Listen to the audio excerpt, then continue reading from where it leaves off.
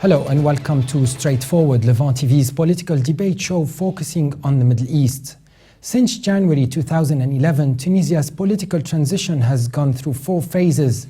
The first began immediately after President Ben Ali's ouster, when a series of interim governments culminated in the country's first free and fair legislative elections. This year, and in what was seen as a role model in democracy, the people had their say, and the Nedaa Tunis movement won the parliamentary elections. And as the country awaits its presidential elections, the economy, rising unemployment, cronyism and regional economic disparities, in addition to security concerns, are top priority. Let's welcome first our guest here at the studio, Ms. Hafsa Kara, journalist and political analyst. Very much happy to have you today. And Mr. Jalal Wergi, member of Shura and political bureau of the Ennahda party. You're very welcome on the show. And before we delve into our discussion today, let's have a look at this brief report on events in Tunisia. The Arab Spring started in 2011 in Tunisia, and the elections were won by Ennahda party when former President Zain al-Abidine Ben Ali fled the country. Ennahda, or Renaissance, is essentially the country's Muslim Brotherhood branch. The Islamists have since fallen out of favour amongst the population and have conceded victory to secularists in this year's parliamentary elections. Results show that Nedaa Tunis, a secular movement that opposes Islamism, has taken about 83 seats by winning 38% of the vote, coming first amongst the main players. Altogether, the major secular blocs won 50% of the vote to Ennahda's roughly 30%. This doesn't even include tiny secular forces among the remaining 20% of the vote. This is a far cry from when Ennahda won with a plurality of about 41% in 2011, thanks to divisions amongst its secular rivals. After being in power, the Ennahda-led government was forced to resign under heavy public pressure, after which the Tunisian government included amendments that ban incitement of religious violence and demand political neutrality from mosques. Other amendments guarantee religious freedom, gender equality, and the liberty of conscience and belief. But unlike earlier phases of the transition, when issues of religion and state dominated the public discourse, the prevailing themes in the country campaign cycle will be the economy and security. Will Nedaa Tunis be able to address these issues? And with the cross-border smuggling that has undermined Tunisia's economic recovery and the threat of militants and arms entering the country, will the Tunisian government be able to secure the border with Libya? Hafsa Kara, the economy and the balance between secularism and Islam was the key issue in this year's parliamentary elections. Does such a balance exist in your opinion, or is it more a compromise from both sides for it to exist? I think at this first stage in the elections, it is very much a compromise. I think Ennahda have realised that what they were proning very early on has proved to be rather unpopular. And I think they've had to deal with the seculars despite obviously reluctance. At this particular point in time in Tunisia, I think it's almost a perfect balance, because we need to ensure that all fractions, in a post-revolutionary period, all fractions need to be respected and need to be heard. There remains a strand within Tunisian society that is still in favour of Ennahda. They lost, obviously, but it wasn't a crushing defeat. They lost by 16 seats, so we can see that their popularity, despite the political assassination, the accusations at least, even though there are no proofs, but the accusations and the flirting with the Salafist movements, which proved to be very unpopular in Tunisia, despite all that, they still didn't suffer a crushing defeat. So at this point it is a compromise, but it's a positive compromise, because I think it really is going to ensure an ongoing continuation, a smooth progression towards maybe a completely different landscape somewhere in the future. Jalal Wergi, security was the key issue in the vote. How did Ennahda fail to address security matters? In 2013, we've seen jihadists conduct political assassinations, and they even attacked the military in the country. So how did this happen? I think speaking about failing is maybe a bit exaggerated, because in a transition era, we are speaking here about an earthquake in Tunisia in 2011, that an old regime has disappeared and the new one about to to be born. So we cannot speak about failing security. We are speaking about a country in a transition period, and we can see lots of instability, lots of insecurity as well. And it's a common responsibility. It's not the responsibility of a political party, but all the political forces and social forces as well, because yes, there is a polarization between secularists and Islamists, but at the end of the day, we succeeded all together to build an experience, and we see this this success in the this late election, which is democratic, which is accepted by all the political forces. Even Nedaa party congratulate the winner of this election and accepted the outcome of this election. So I think if you compare Tunisia with what is going on around it and in the region, you can say that it's a real success and it's a real model, and we have to encourage this model to accomplish its tasks. But back to security under the Nedaa party. Do you think Nedaa would have been in a bad position somehow, or in a difficult position, if it cracked down more harshly on the terrorists, on the jihadists, for example? No, I think maybe it might be a bit better than what has happened, but I think it will not change completely, because, as you know, we are about a big change, an earthquake in the country. An old regime disappeared completely with its security apparatus and many other things. So we cannot say that Nedaa maybe did not do what must be done to control the security, because as you know, for example, in Libya, in Egypt, in many other countries, they are still suffering big issues of security.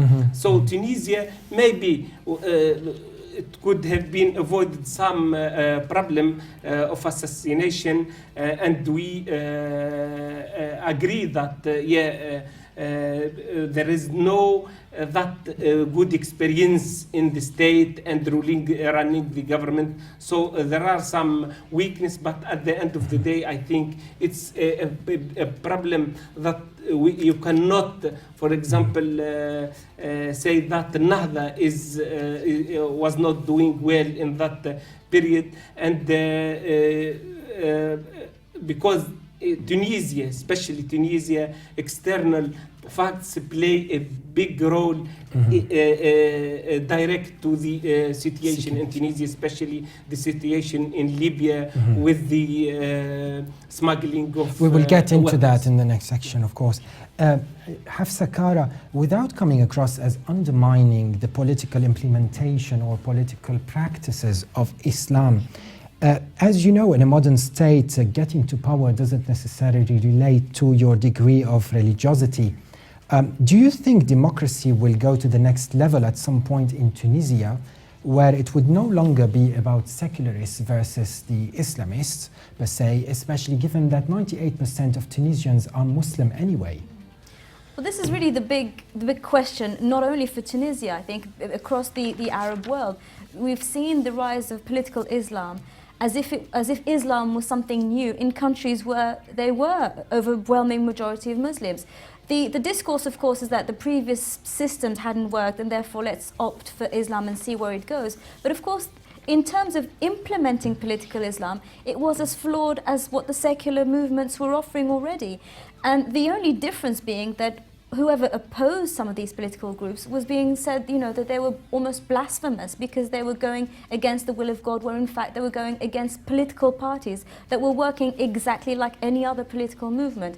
Now, if ever we're going to see a sort of separation or a progression of politics in in the way maybe we could see it here in the West, I think Tunisia would probably be the best example. I would have to agree with the other guest that Tunisia is going along a good way. I think for a country that has suffered a major revolution, I think we've seen political parties from very opposing views come together and discuss, and I think that's incredibly encouraging. When you look obviously at Libya, when you look elsewhere, when you look at Iraq obviously. So what is happening in Tunisia is encouraging, and I think if we are to see a real difference, a sort of a new way forward for the Arab and Muslim world, I think Tunisia is probably the country where it will start, definitely.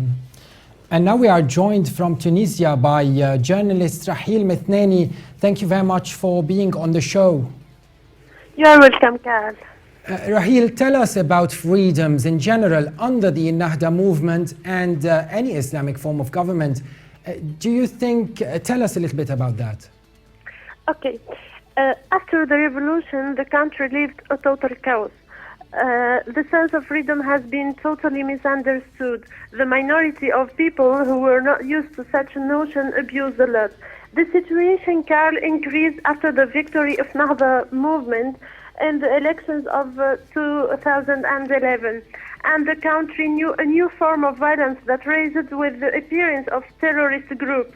While people were waiting for severe reactions from the government towards the terrorist acts, the movement was covering them, pretending that democracy requires the coexistence of different sections as being the striking characteristic of a mosaic society. Nahda has always been a good cover for violence practiced on liberals, journalists, actors, etc. And Rahil, do you think this has changed the opinion of people so that Nedaa Tunis won the elections this time? Of course, after 3 years of terror, murder of soldiers, but you're saying terror. Do you think it's really valid here to accuse Ennahda of maybe Mr. Jalal Wargi here will have something to add? Do you agree that it was terror as such? I think there is some exaggeration, and the media actually, a part of the media is the media of Ben Ali is still working, and because the revolution did not change everything, and accusing Ennahda that adopting terrorism or protecting terrorists is not that accurate, let's say, because I think we are the victim of the terrorism, and the terrorism in Tunisia is not even appeared with the revolution before in 2009 and 2010, and Rahil can remember, I think that there is a clash between the security forces and a group of terrorists in the suburb of Tunisia, and 15 of them were killed. So we cannot speak about terrorism appeared after the revolution. And as we said before, it's a country in a transitional period, so lots of weakness in the security forces and in other many aspects of the government. So it's normal that when the security is fragile, terrorists come out and try to attack people and to do some chaos in the country. Rahil, you can talk about the changes that happened in the country under Ennahda. How did these changes affect liberal and secular people and independent journalists like yourself? Okay, Carl, but before I want to answer Mr. I don't know his name. Mr. Wargi, Jalal Wargi of the Ennahda party Jalal. here in London. Mr. Jalal, the problem with Islamists, I'm not blaming only Nahda, I'm blaming Troika and let's say Troika. The problem with you is that you don't accept the critics. When someone critics the government, you think that he is the media of Ben Ali. I'm not a part of the media of Ben Ali. I'm just saying the truth. We did not We did not leave terrorism as we lived it in the under the regime of Nahda. This is the truth. We cannot ignore it. We cannot say the opposite of that. You see, I'm okay that in 2007 there were terrorist acts, but the government of Ben Ali, the reaction of the government was so severe, but you did not react severely. So you have to assume and you have to accept the truth. Yes, Rahil, tell us about the changes. What are the actual changes that affected you under Nahda? Okay, under the Nahda, the country lived terror, a true terror, murder of soldiers, export of terrorists, threat of terrorist acts. People opted for a radical change by voting for a party that could bring back peace and security. And people found in Nedaa Tunis, though opposed by many citizens, the best refuge to build the country they dreamt of since the revolution. Rahil Methnani joined us from Tunisia. Anything else you would like to add? Yeah, before we close, Carl, I ask the government to put the folks on the border with Libya and take serious action to release our colleagues Sofian Shourabi and Navi Ksari, kidnapped in Libya since 71 days. Rahil Methnani joined us from Tunisia. Thank you very much for being on the show. Thank you so much. Goodbye. And Mr. Wergi, back to you. What do you think of the fact that despite the victory of Nedaa Tunis, it has not been able to avoid entirely the reputation that it is related to the old regime, be it Bourguiba or Ben Ali? Yeah, first of all, with the term what Rahil mentioned about the terrorism and the terrorism under Nahda, I think lots of exaggeration. I don't want, it's not true, but lots of exaggeration, because all the people know that Nahda tried to and killed many terrorists in different regions of the country, trying to secure the country. But at the end of the day, as we said, it's a fragile situation with the border with Libya and Mali and Algeria is not easy to control. It's normal that we can see some groups. They are even came from outside Tunisia to attack, and not only Tunisia suffered from this kind of problem. Mauritania, Libya, Mali, even European country, and we saw last month in Canada people attacking in the parliament. So we must not exaggerate. Yeah, there is an experience 3 years after the revolution. There are negative points, but I think in generally speaking, the picture in Tunisia is better and much better than that what Rahil tried to show about the situation in Tunisia. We respect all opinions, of course. But back to my question, what do you think about Nedaa Tunis, that they are seen as somehow related to the old guard? Yeah, I think everybody can say that some people from Nedaa Tunis, we cannot say all the people from Nedaa Tunis are the old regime. It's not true. There are people who were against Ben Ali. This is the truth. But there are some people from the old regime, and even Nedaa Tunis itself cannot deny that. But I think as far as everybody now putting itself within the context of the change and the constitution, the new constitution, new era, I think we can work together, and we want to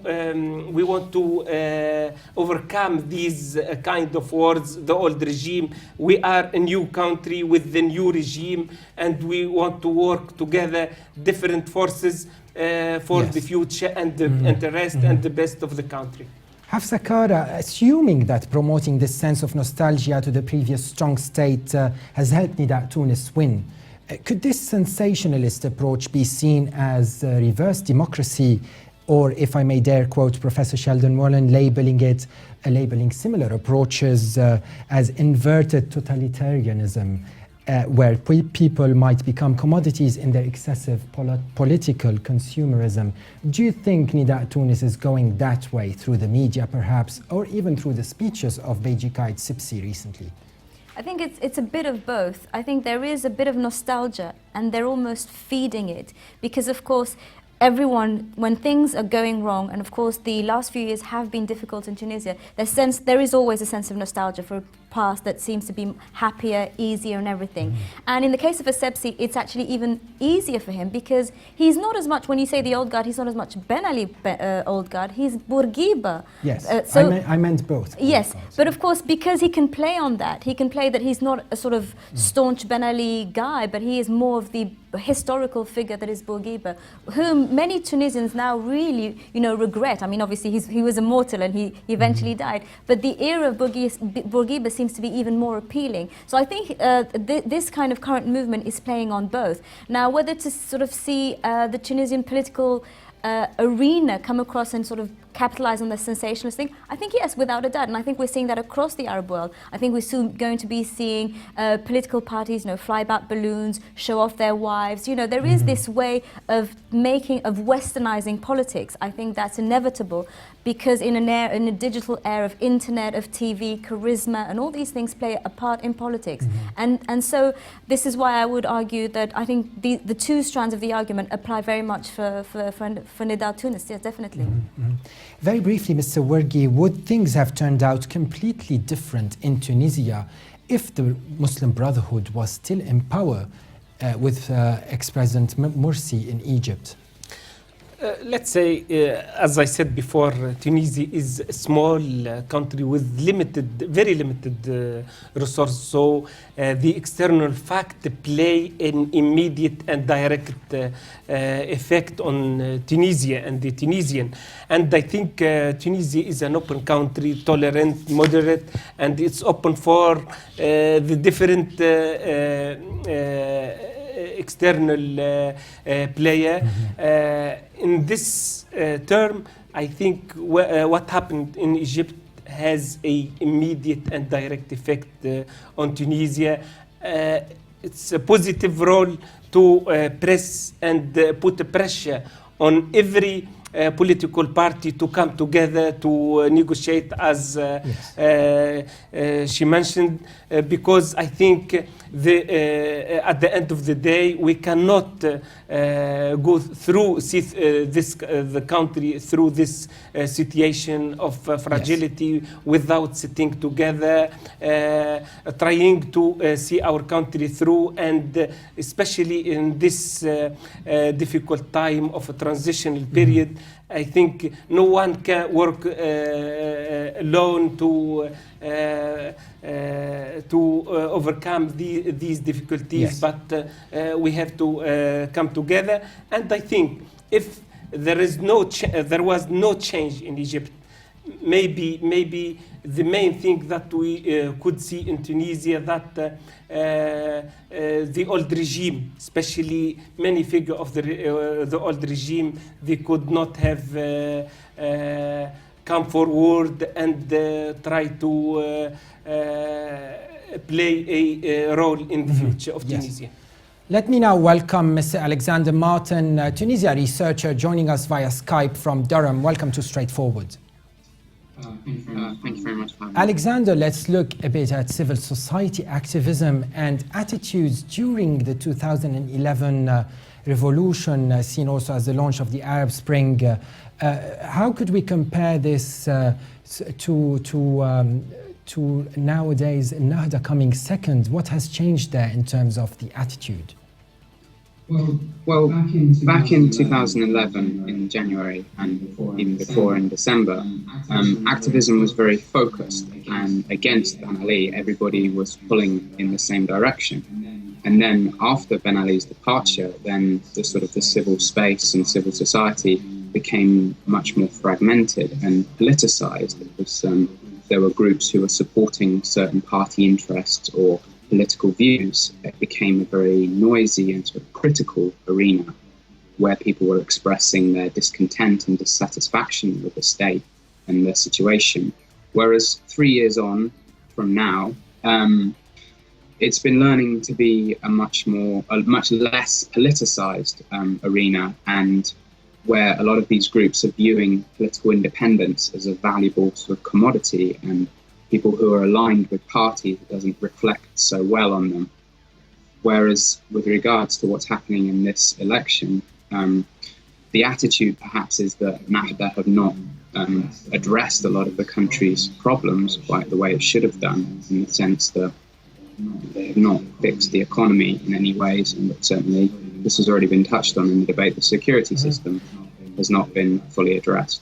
And Alexander, in your recent article, you argue that Nahda still won the trust of the country. Why do you think so? And might this change under Nedaa Tunis, especially if the forthcoming president was close to them? There are sections of the Tunisian population who will always be fundamentally opposed to what Nahda stands for, being a religious-inspired political entity. And they will also argue that Nahda's long-term goal would be something on the lines of Islamizing Tunisia. However, Nahda have proven their democratic credentials. They have compromised and they have conceded points, such as the inclusion of Sharia in the constitution. They've also put Tunisia before their own party by stepping down in the time of political deadlock. I mean, by trust, I mean they have acted democratically. They have backed up their rhetoric.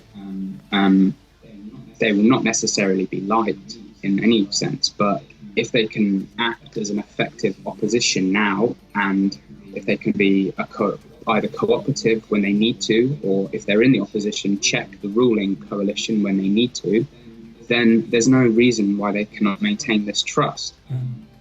With regards to the presidency, Nahda are not running a candidate, so if Beji Fadler Sebsi wins, there's possible risk that the political situation will become more unbalanced and it will be much more in favor of Neda. So it's difficult to say what that means for Nahda. Hopefully the president will be somebody who's more neutral so that the country does not become completely dominated by Neda politics. Hafsa Kara, would you have anything to add to what Alexander? No, I think it's a very fair portrayal of what's happening in Tunisia, and I think that just as there are many strands in Tunisian society who will always oppose, who will be fundamentally opposed to what Nahda stands for, there will equally always be strands within Tunisian society who will always support some sort of conservative Islamism and will feel the need for that to be maintained.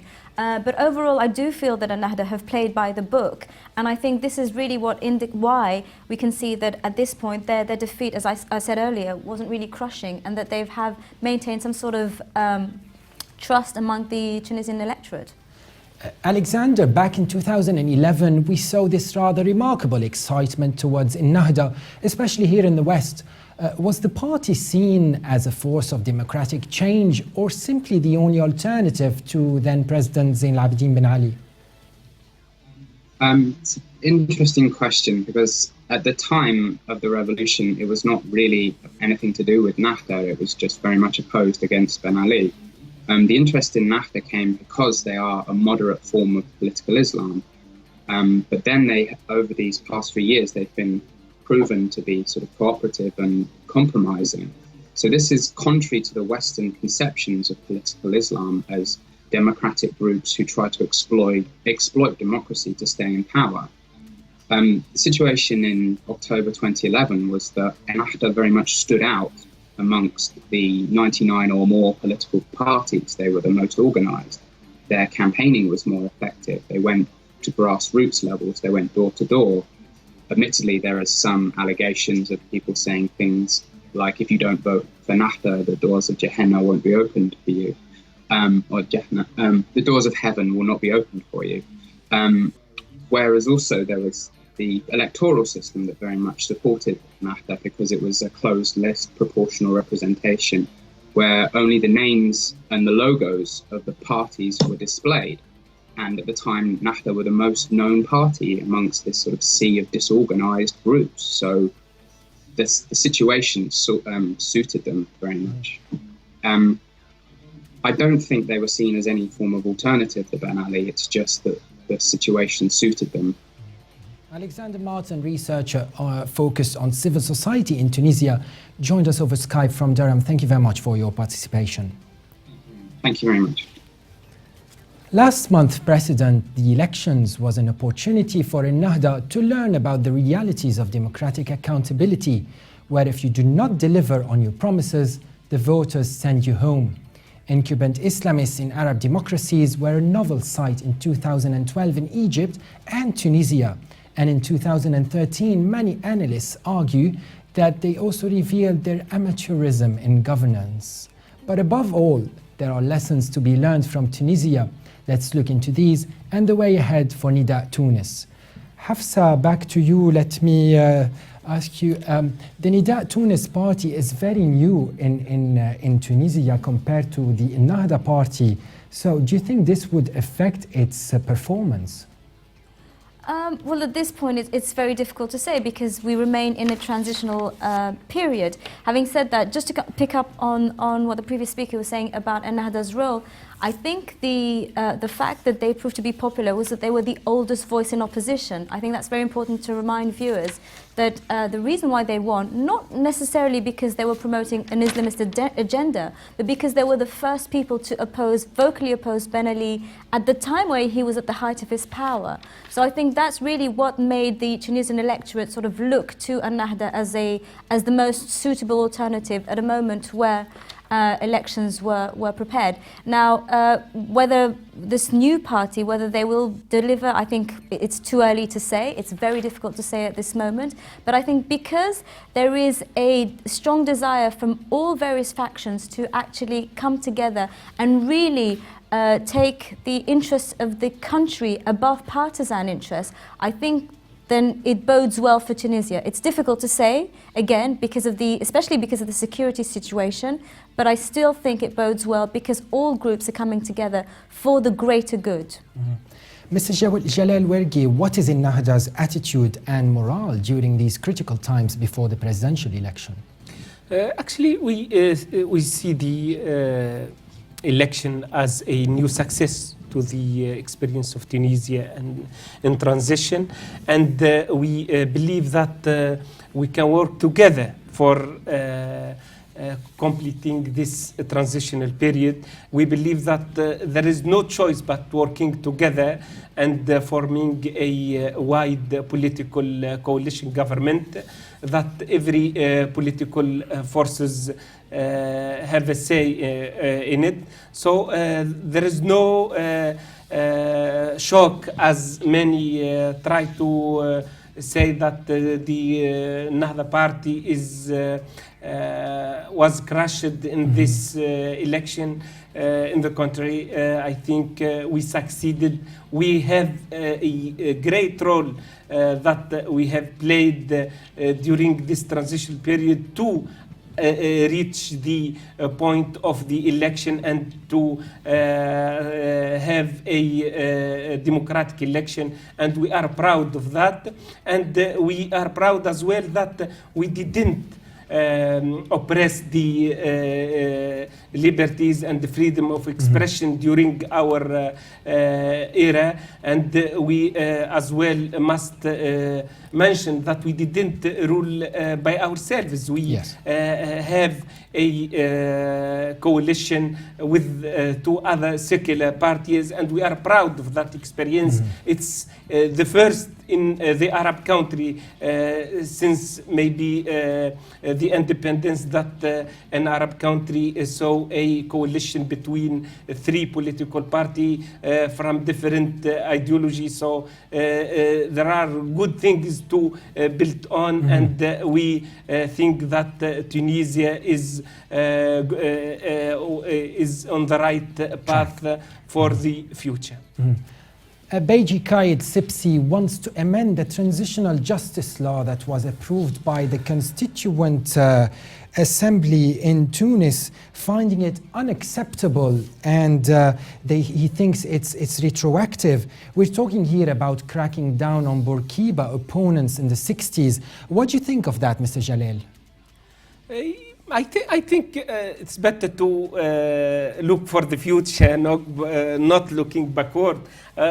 everybody knows that Mr. Beji Qaid al-Sibsi has had an experience with Bourguiba, especially in crushing the opposition of Bourguiba, Yousfist political forces. But I think now it's a long time ago, and it's better to look forward for the future, working together, especially everybody now is working within the context of the new constitution, the new change, and we all look for the future to work together for the interests of our country. And there is the justice that can, for example, if anybody committed crimes that must be punished, I think Yes. the courts are there, and it's an independent judiciary system. So anybody who was suffering in that period can go for the court and persecute whoever was committing a crime in that era. Hafsa Kara, although the new Tunisian constitution was debated, written and validated and then put into action with the Islamists and under the Islamist and Nedaa party in power, it still observed women's rights. So now today we see the country perhaps going back to secularism, yet the state comes first. The quote, I quote, prestige of the state, as per Beji Qaid al-Sibsi in his presidential campaign. He mentioned the prestige of the state. Now, how might this form a rhetoric that would disappoint perhaps the 2011 crowds that wanted freedom and equality, including, of course, freedom of women? Well, this is the funny thing about the post-revolution thing. Of all the failures of Zain al-Abidin's rule, I think women's rights were never really an issue. If we can talk about oppression, I'd say men and women were equally oppressed under Ben Ali, so that was never an issue. But of course, they always had voting rights. They were present at all levels of society, and this was a very fundamental part of how Tunisia operates. So when Ennahda came to power, I think renegating on these past achievements would have been almost a nail in their coffin, because going back to these fundamental principles from which, you know, Tunisians are incredibly proud. These were things that they've acquired through Bourguiba. It's never been under question. So coming back to that, there was never any question of that. I think what's proven to be slightly disappointing from the outside is that we haven't seen really prominent women come forward in the sort of political arena. I think that has been slightly noticeable from the outside, but I think we can still work. That is a work in progress as such, and I don't think that's a major issue. I think on paper women have rights, and that means that should they choose to join the political program in any way and at any moment in time, that's never going to be questionable, and I think that's very encouraging. And now let's talk to Dr. Khalid Kneni joining us from Tunis. Welcome to Straightforward. Pleased to be with you. Dr. Kneni, now that the parliamentary elections are over, how is Beji Qaid al-Sibsi going to use the success that the secularist parties achieved in order to get to the presidency? I think the first thing is that they will capitalize on the very personality of Qaid Sibsi himself, who has a charismatic personality and a long experience in different post-independence governments. The other thing is that he also was the prime minister just after the revolution, and he led the country to the first free elections in October 2011. Now, Sibsi and his party, Nedaa, will focalize on what they call the Tunisian model, which is based on three elements. First, women's emancipation, which is almost unique in the Arab and Muslim world, a free secular education, and a relative separation between the state and religion. I say relative because even Sibsi uses this religious rhetoric in his speeches. I mean, you cannot divorce the Tunisian personality from the religious Give us an rhetoric. example where Qaid Sibsi uses religion in his speeches. And almost in every intervention he uses, like Bourguiba used to do actually, they used one verset or one element to justify or to focus on political situation or a particular point, okay, without exaggerating, of course. Yes, and Dr. Knani, we are witnessing a huge comeback not only to secularism, but also to Bourkeism even, and patriarchal values. If those values became more established under Sipsi, do you think this might marginalize Ennahda eventually? First of all, I think the revolution itself is the product of Bourguibism, and the product of the state that Bourguiba created starting from 1956. I mean, the secular education, the emancipation of women. And even the Islamists themselves, they are a product of Bourguiba. I mean, the Islamists in Tunisia are different from the Islamists in the East. You see that Islamists in Tunisia... Well, how are they different? Strategies. Dr. Knani. They make the necessary moves when they feel threatened. Yes. Yeah, well, how are they different from the other Islamists in the region? They are different because they are very pragmatic. They make the necessary strategic moves or withdrawal when it is necessary. For example, the Egyptian situation has played a major role in refashioning the Nahda politics. Stay with us, Dr. Knani. We'll speak to Mr. Wergi of the Ennahda movement. How is Ennahda different to other Islamist movements, namely the Muslim Brotherhood, for instance? Yeah, I think Nahda is more moderate and, you know, from... when you say moderate... 1981. Yes, what do you mean when we announced this new political party, the Islamic movement, we accept the democracy and the game of democracy, and we mentioned that even if the people, the society in a democratic vote for a communist party, we will accept the result and work within this regime. So I think Nahda party is a more progressive, more moderate, adopting the freedom of women. We from earlier time we mentioned that we accept what is being guaranteed for the women freedom in the Constitution of Tunisia and the personal code as well of Tunisia. So I think even we have an effect and an influence on other Islamic movement outside Tunisia, and we encourage them to adopt the democracy, the freedom of women, and to be more open and more democratic. And I think we succeeded in some point in this. Yes. Back to you, Dr. Knani. Tell us a little bit more about the security concerns in the country at this stage. You know very well that they were a key issue in voter decision. Do you think Nedaa Tunis will do better than Ennahda? I think that, first of all, the security apparatus has been weakened after the revolution. It has been infiltrated by different elements. And so the security apparatus in Tunisia is what the Egyptian army is in Egypt. I mean, probably the strongest force in the country.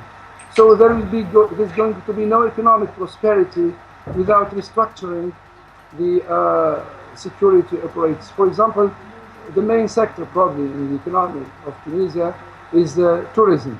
There won't be any tourism in Tunisia without restructuring, reinforcing the security forces. People voted for security, I suppose, mainly for security. And Dr. Knani, also lecturer at the Faculty of Arts and Literature at the University of Sousse in Tunisia. Thank you very much for being on the show. Pleased to be with you. Thank you. Jalal Wergi, how is Ennahda preparing for the next stage, especially when it comes to forming a new government when the new president is elected?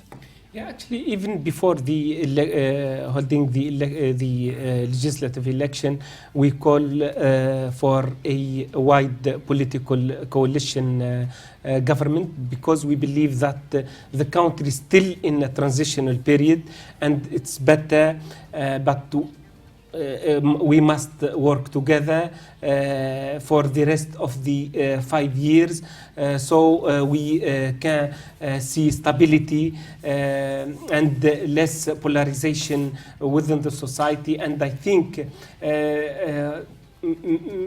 majority of the political forces as well call for this to be a coalition government, or at least a non-political government, so we can see stability, because we don't want to see any division within the society or instability and lots of strikes that will prevent the development and the economic to revive. So I think we believe that we are ready, and we congratulate the winner of the election, and we extend our hand to everybody to work together, because we believe that in the next 5 years, no political party can work by himself or can succeed in encountering the issues in Tunisia, especially in terms of security and economic crisis. Hafsa Kara, last question. What are your suggestions for achieving a successful model in democracy and attaining security, of course, in Tunisia in this forthcoming last phase of Tunisia's spring during these very turbulent times in the Middle East? Well, this is a difficult question, because on the one hand, I appreciate that a lot of the political fractions within Tunisia have done what needs to be done. I think they've worked in a positive way. They've agreed to work together. And we're seeing the results, you know, that the relative violence has been very limited when you consider the turmoil that is surrounding the country. That said, I think that a lot of fractions are sort of playing double games, and one of the main, I would say, errors of Nahda, which has been similar to the one of the Muslim Brotherhood in Egypt, which has been to sort of play a slightly double game. So for instance, while it promotes the idea of a strong Islamic identity and solidarity, we've seen, just like the Muslim Brotherhood failed to sort of be firmer with Israel and even close down the Israeli embassy, which they had been critical of for 30 years in opposition. The same with Nahda. Nahda, we've seen Rashid Ghannouchi flirt with various groups and people that are very bizarre. So for instance, last year he attended a conference at the Haim Saban Center. You know, anyone, your viewers might be familiar with Haim Saban, who is a staunch Zionist supporter, you know, and the conference was chaired by Martin Indyk, former US ambassador to the US. So the idea that the Nahda, which on the one hand was supposed to promote sort of Islam and Islamic solidarity, was actually playing a bizarre game. And I think that the middle classes that had been supporting Nahda, precisely because they are conservative deep down, were felt very let down by this double game from a party from which they didn't expect. So it was almost expectable from Ben Ali, but much less from somebody like Ghannouchi. Now, what to expect at this moment in time, I think, is for everyone to position themselves. I don't necessarily think that we need a plural movement to achieve stability and security. I think we need a very clear framework to work towards, and whether that's in the hand of one party, several parties, or no, that really is irrelevant. But the main thing is for the political parties to come together and agree on a framework and work together. Once that's established, I don't necessarily think that a coalition is important. It might be, but it's not really necessary. The democratic transition in Tunisia remains young and vulnerable, but it is indeed the first democratic transition in modern Arab history that has taken root in an environment of sustained citizen activism, and it led other countries in the region to democracy-inspired uprisings. Supposedly, we do hope Tunisia leads the way again in prodding them not merely to yearn for democratic transition, but also to attain it.